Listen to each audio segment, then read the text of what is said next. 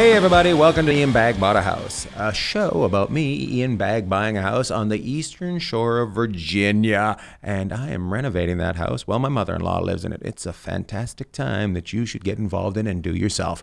This week on the show, I have my father-in-law, who doesn't live with my mother-in-law, but helps us out with the house all the time. And they get along just fine. Anyways, this week on the show, it's going to be my father-in-law, and we've got some work coming up. We're doing this show now, but actually when it airs, I'm actually already doing the work, and I'm already in Virginia. So we're just going to have a discussion with my friend Chris and Renee, who's left the room because he's got to poop. And we're going to discuss what's going on in the world and what things are exciting and all of that. And make sure that you send in your lovely comments and questions and help us out with the show. I want to thank my friends that do the music on this show. Todd Kearns, who is on tour right now with Slash. And then there's my friend Ray Johnston Band. Those are the two of my friends that do the music, and I appreciate their help every week letting me be me. Chris, what's new with you? Not much. Just I'm going to, well, by the time this airs, I'll already have been in Oceanside. You're going down to Oceanside to do a show? Yes, I am. Oh, my goodness. And what position are you on that show? I'm going to be headlining something. Yes, Chris. Is this your first headlining gig? My first official. I've done it before, but this is my first official. Money. 45 and a little money. Yeah. Yeah, bro. Who are you catching a ride with? The feature.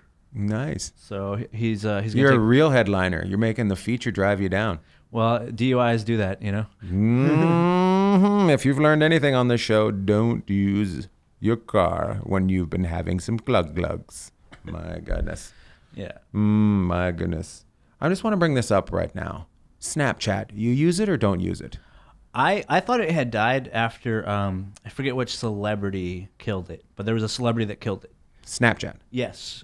They tried to made fun of a certain celebrity, and like maybe Rihanna or somebody like that. And then she made fun of them, and then everyone stopped using it, I guess. That's what I heard. I don't know. People still use it kind of though, right? Yeah. I try to use it, but I've like posted maybe 4 things. Yeah. I don't know how to use it. I remember every so often like, oh, I should put that on Snapchat because I got to use all social media. That's right. I'm a grown man and I have to think about all these things that I have to do that teenage girls do. It's fucking insane that I have to be a girl to try to get people to come out and see my shows. But I'm going to do it. Yum, yum, yum, yum, yum. It's one of those ones where it's not intuitive to me. It's not like Instagram where it makes sense. It's not like Facebook where it's like, oh, I get what's happening. None of that. And I don't even know if anyone even sees it. Well, all of them are very interesting to me. All of them are... Facebook is kind of a news source for people. Yeah. That's what's interesting about it to me. And I think they should be a little more clamped down on what is news and what is entertainment. Like you should have to, there should be some sort of button where you push news. And if you hit news, they confirm that it's news. And if you hit entertainment, they confirm that it's entertainment. You know what I mean? What about the parody sites like The Onion that blur the line? But that would be entertainment. Okay. You know what I mean? Like there's got to be something. I don't know how they cruise everything. Like I don't know how they peruse like all these the fact that we pump out so much. I don't know how they control it. Well, they have algorithms and bots, I believe, that sort of kind of do a cursory glance, and then I think that they have a staff after it's been either flagged or looked at, or if other people flag it, then they actually have a staff that'll review it personally. I think we talked about the one time the picture on Instagram. My friend took a picture with a guy at a thing called Puppetry of the Penis, and he had his hand over top of it, and you couldn't see anything, but apparently if you focused right in, you could see a little bit of nut hanging out the bottom, and they flagged that and took it right off. Yeah, that would fall under the guideline for nudity, even though technically you said you really couldn't see anything. But yeah, I think even just a glimpse, I lost a follower over it. Some guy put, nope, no more, I'm out. I'm like, oh, you big pansy. I have a neighbor. I don't know if okay. So in California, I have a neighbor that there's these 4 not condos, but they're bungalows. Yeah. We've just had a lady move in, and I'm pretty sure she's a hoarder. You can tell from the outside? From the outside. Ooh. And she's also put up things so you can't see her into her yard. They all have little yards, and she's put up this bamboo stuff so you can't see it. And she's got shit out front of her house all the time. And she's got bikes locked up around on the corner of the thing. Like, it's moved into our areas. And I'm like, oh, okay, I guess we should just let this happen. What would you do? Would you just let it happen, or would you do what I do and boil? Is there an intervention line you can call? I don't know. There should be. I don't know if at some point you can call and say, she hung this, like, it's like a seat that hangs from a tree. Yeah. But she hung it on the outside of her door on a nail. And I'm just like, lady, don't sit in that. It's going to fall to the ground and you're going to bust your ass. I didn't say that, but I was kind of like, don't do that. But at the same time, I'm like, I hope you do that because I want to see you bust your ass. And it's weird because that particular bungalow, every time there's a freak that lives in it. Like, every time. First, there was the couple that the husband died. Did I ever tell you about that story? No. Oh, it was interesting. So one morning I go to do laundry, and this lady's just crying in the thing. And I'm like, oh, that's interesting. Her and her husband are fighting again. And I go by, and she goes quiet again. And then I have to go back down. And then I'm like, she's still crying. And then all of a sudden I come out of my garage, and there's cops and an ambulance there. And I go, are you okay? And she goes, my husband's dead in there. And I go, oh. I go, is there anything I can do for you? And just as I said that, her family showed up to console her, but she didn't say anything before that. But the interesting part about it was, he had always parked in my parking spot. He'd always park in my parking spot, right? And I remember I said to my wife a couple times, I'm gonna kill that guy if he keeps parking in my parking spot, right? And then he died. And I remember I yelled off the balcony a couple days later, let that be a lesson. Let that be a lesson to all of you. I have powers. I have powers. Oh my God, my schedule's out of control. So I got to do so much stuff today before I get on the plane. I'm doing one of those things. And I couldn't find parking under $20 a day at the fucking airport, and it's driving me insane. So I have hired a kid to move my car on days. That's what I'm doing. This kid's down the street's going to just move my car. That's cheaper, probably. Yeah, it's $20 a day to get him to move it twice a week. Wow. Yeah, because airport parking is ridiculous. Absolutely ridiculous. I don't even think they're not doing anything with it. Nothing. They're not making sure your car is still running. You know why it's so expensive? Why? Because right now they're putting in a train going to the airport, and they've shut down a bunch of the parking lots because they needed the space, and they're doing all the work on it. Oh. So half of them are shut down. So they've upped the price like to double. It's $40 a day to park on the parking lot that is owned by LAX. $40 a day to park. That's more expensive. Plus tax. That's more expensive than when you try and go downtown for like a show or something. Yeah. Yeah. Fuck you. I don't know why I said that, but I don't know if this is a rant and rave show, but I'm going to rant and rave. But anyways, I'm getting on the plane tonight. Going to get out of here. Going to go do some things on the house, and we're going to talk to my father-in-law, Michael Cason, in a couple seconds here, and you're going to enjoy his point of view. Also, he's very relaxed when he sits and talks to me on things. I don't know if you've ever noticed. He knows how to sit and relax and be cool. Lou's in the house today. Lou, come over and say hi to the people. Maybe at the end. Maybe at the end of the show, he'll say hi to you. Make sure you, if you got any questions or comments, you post them. That is what's going to help this show get popular. Posting things. Likes are okay, but if you post things, it pumps it back up into the feed. So make sure you post things. We're going to go right now to my father-in-law, Michael Cason. And today on the show, it's my father-in-law, Carrie Ann's father, Michael Cason. Welcome, Michael, to the show. Good afternoon, Ian. Michael, you are an appraiser. Not only are you Carrie Ann's father, you're an appraiser, and you live on the shore where we have the house, and you help us so much. We call you our East Coast contractor. What does she call you? She calls you the planner extraordinaire, and will tell us what not to do. So thank you for everything you do, and thank you for coming on the show. What do you think? How does our house fit in amongst that area? Is it is it above what, are we playing above what we should have gotten? Are we playing below what we should have gotten? Or is it about what everything goes for there? You bought, when you bought, you got a deal. And what you've added to it now, you are above where you were significantly when you first bought the house. So you're right in the level with above average houses now. Nice. So I'm living finally above average.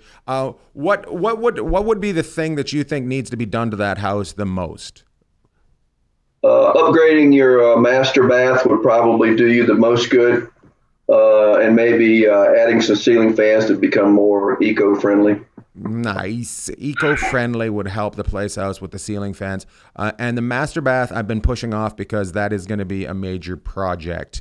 I will be coming out and I'm actually, when this airs, I will already be out there. So let's put it like this. I've already started doing what we're about to talk about now. I'm going to put some insulation in that attic. What do you think of that idea? Because I just seen your eyebrow go up a little bit. Do you think I should hire somebody? Do you think I can do it? Because I think I can do it. Do you think I can do it? I think we can do it. Okay. The reason I bring it up is I tried to get somebody to do it and just nobody returned calls. And I was just like, I would like to get that done before the winter comes and the heating bills go up. And I think that's a big piece of why we're losing so much heat. Well, it's a big heat and cooling loss area right now. Not so much cooling, but it will be later on. And it's not hard to do. I'm sure you've already measured the area which you're going to be working on. I have not measured the area I have worked on, but somebody I know may have measured the area that I'm working on. And you know you're going to be working on 24-inch stud widths. We'll just get bats that are 24 inches wide. Your runs are 16 feet each, and you've got about 16 runs to make. Fairly simple, and just staple them in, and it won't take long. The biggest thing is going to be the heat in the attic. Right. Which I've been told that there will be a fan up there to keep me cool. But I also that I need to. Do you think I need to wear a mask up there? Yeah, I think you need to wear a mask and gloves and glasses. And glasses. Okay. Most of it, depending on what you're dealing with, sometimes it's spun fiberglass. It's fiberglass fibers. You don't want them in your breathing system. You don't want them in your eyes, and you don't want them in your skin. Right. So I wear a long sleeve shirt. A fishing shirt would work. Lightweight, nylon. Nice. Something, but that's another subject. Do you think I can order the insulation, the bats of insulation, right off of Lowe's and have them delivered to the house? Sure. Yeah. Yep. Either that, or we could run up to your favorite hardware store. I do like OBX. I do love the OBX. I will say that. How much do I order? It's about 250 linear feet, if you measured right, somewhere along that 16 by 16. You'll be using 6-inch insulation there, R30, and then a little less R4 on the outside wall, if you remember that. That's the south wall. So I have to order two different types. Oop, yes. A little bit echo there. The R4 is thicker, or what?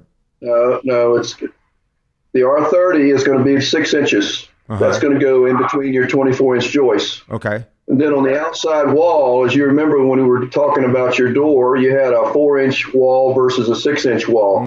Your outside wall upstairs is a 4-inch wall, so you only need 4-inch insulation. There's no need to push it together. When you push it together, it loses its insulation properties. Right. So question, downstairs with the door, it's 6 inches, but upstairs Correct. It's 4 inches. And the 6-inch door is the thing that I've been dealing with the most difficult.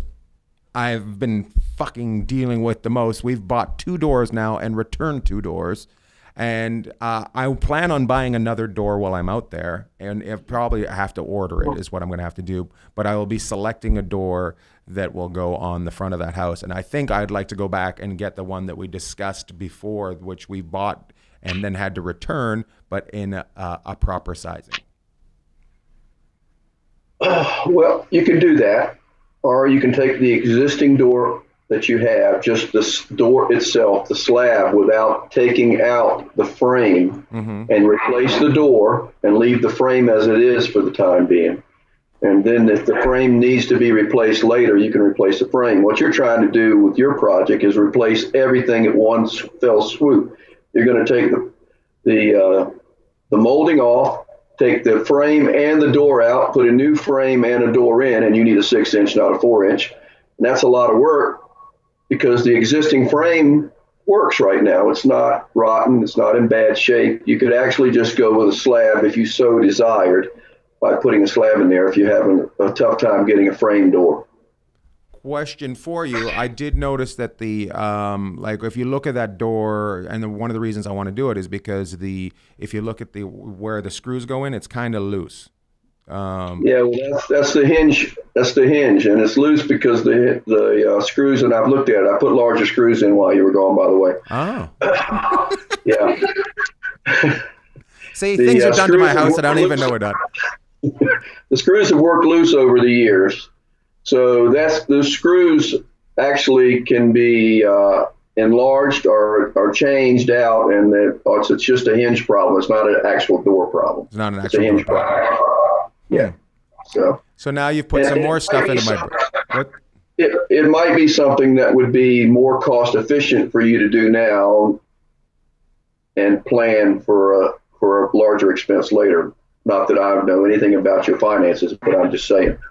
I've been saving up for the whole thing, just to let you know, and I've made sure that I have more than I thought I was going to spend on a door right now. So I could do it all, but I also at the same time I'm like, if I just pull back to just the door without the frame, then maybe I have some more money to put someplace else. That's smart. So now what you've done is played with my brain again. So these are the conversations we have, and I'm just like, oh. See, when we were out there in May, I had an unnamed source that was with me, and we did. I had bought something for the shower upstairs. The second shower was having a problem with it's the valve. Is it the valve that it was the problem? That's what you said. Yes, the valve was not producing enough water pressure for you, and you had previously replaced the shower head on that fixture. And the problem was that I was having was it would just spin. The thing that you open up the water with would just spin. Yeah. And so I could either have a major hot or major cold. I couldn't have a comfortable shower while I was there. So I was told it was going to take 8 hours to replace all that stuff, and it was a major job. Now, since I've been out there, somebody that is wearing a blue shirt and talking to me right now replaced that. Tell us what you did and how hard was it? Well, I'm not a plumber, so you can't be talking about me. Okay. But if I were going to do it, what I would do is I would remove the existing unit, which I think's in my car. The old unit's in my car right now. I had the plumber save it for you. I would remove that, and I did so. It was plumbed in using PEX tubing, which is like flexible PVC tubing. It was plumbed in. So it was simple enough just to snip it on each side. One tube goes to the shower, one to the hot water, one to the cold water. Then you had a copper tube that came down. And you just cut all of those. It comes out. You take a shark bite and plug them right back in. And, well, you turn the water off in between, then turn the water back on, and you put the handle together on the other side, and it magically, water comes out of the shower. And it comes out different now. It comes out stronger, and it comes out the temperature you want it. That's what I've been told. I haven't been in it myself. Oh, you haven't been. But you've seen all this work, and it did have PEX in it. Oh, we're getting calls. I love that. I'm sorry. He's very popular. His phone rings all day, and when I'm with him, it just rings the whole time. It's very interesting. I'm like, this guy is running the world. So it did have PEX in it. It was PEX fiber. Is it fiberglass? No, it's kind of a plastic. No, it was PEX going into the tube. What's going into the valve itself? The valve comes apart on each side, and what you do is when you put the valve in, and I jerry rigged it a little bit because the old valve is different construction than valves today, new valves. So it was a little bit different thickness. So I got a little spacer and put in between it, and then put the valve back together, and then took shark bites and literally just plugged it back in. It took me a couple hours. It wasn't that difficult. Well, it wasn't an 8-hour job. I replaced the faucet downstairs too, as the other one. So, but some people take longer than others doing different tasks. Some people, I think, don't want to do something, so they tell you it's going to take a lot longer, even though you're paying them.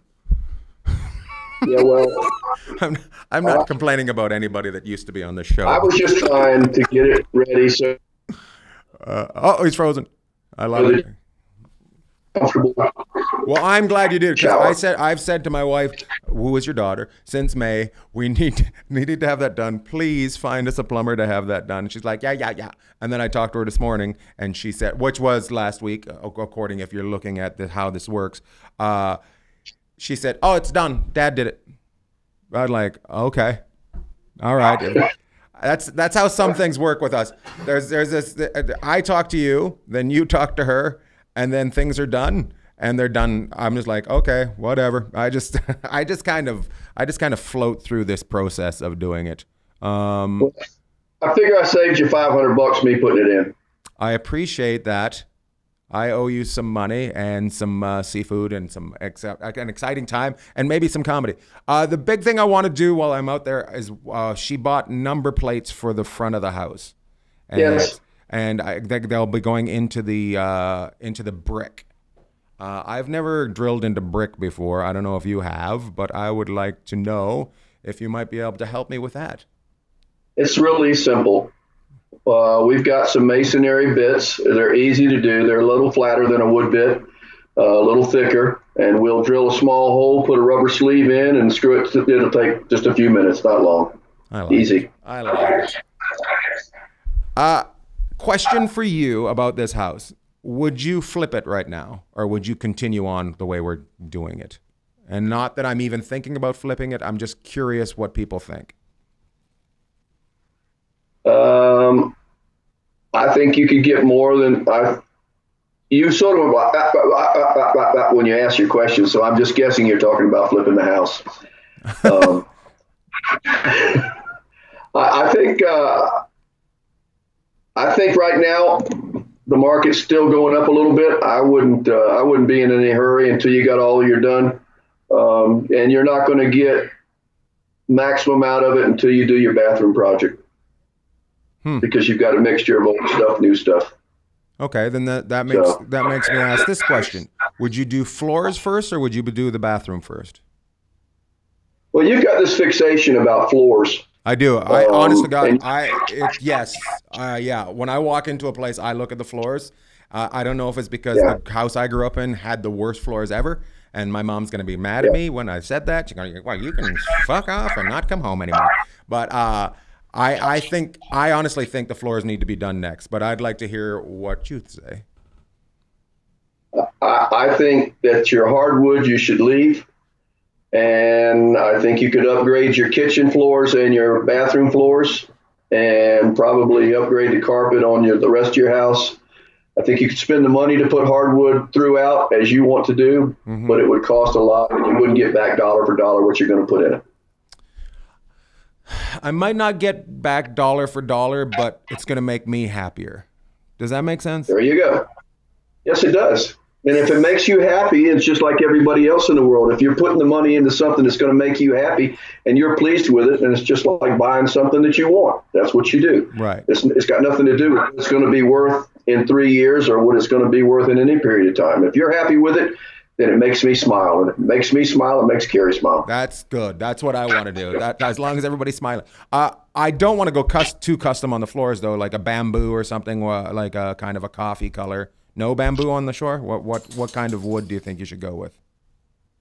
You need the hardest wood you can get, because you got to remember you're in a coastal environment here. I would get the hardest wood. If I'm going to put wood throughout, I would still keep my ceramic tile in my kitchen and baths, but What you might do that would make a very nice upgrade is when you do change the flooring, is put some heat under the ceramic tiling, which would make it very nice and help with your heating bill in the winter.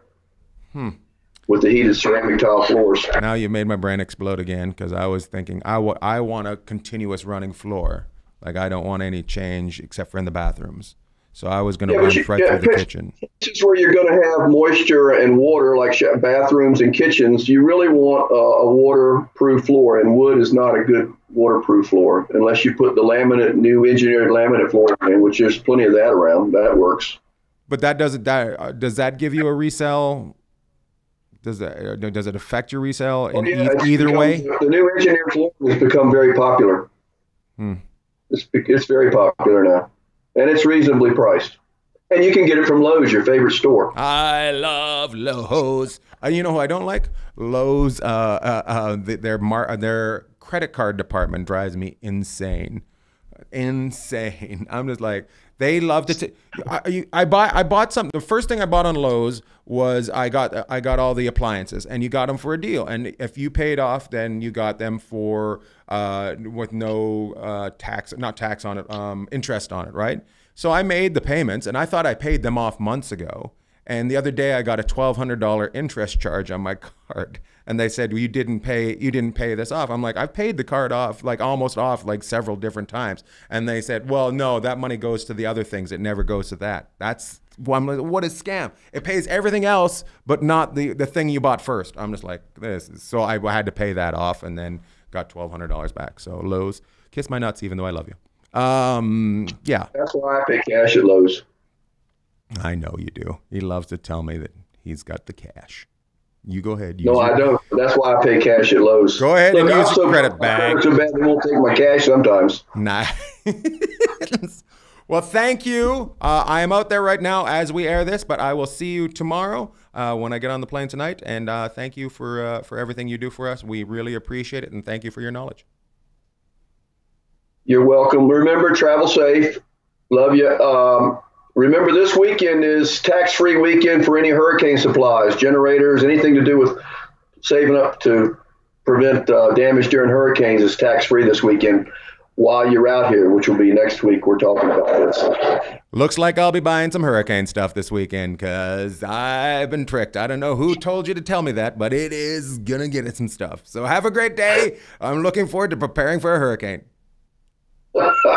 See you later. Bye. Bye. Anyways, ladies and gentlemen, thanks for listening to the show. It's always a good time. My buddy Lou here wants to know. Well, anyways, ladies and gentlemen, that's my father-in-law, Michael Cason. And this is Louie. Louie, he's my good old dog. He's a good old dog. And he loves to help me with construction. And sometimes he tells me to put him down. Anyways, he'll be with me in a couple shows at the end of the month. He might come down to Hermosa Beach. Maybe you should drop on by. Can I just do it one more time? Anyways, thank you, Michael, for telling us all about that, and we'll find out how it turns out, my work that I'm doing on the East Coast. Lou's going to be staying home with Jason, and I'm going to meet Minnie Pearl and my wife, Carrie Ann, tonight, even though it's next week, even though it's time. We're time traveling. Make sure that you take care of your pets. Post, comment, tell your friends all about this. Stay gold, my friends, and keep on constructing.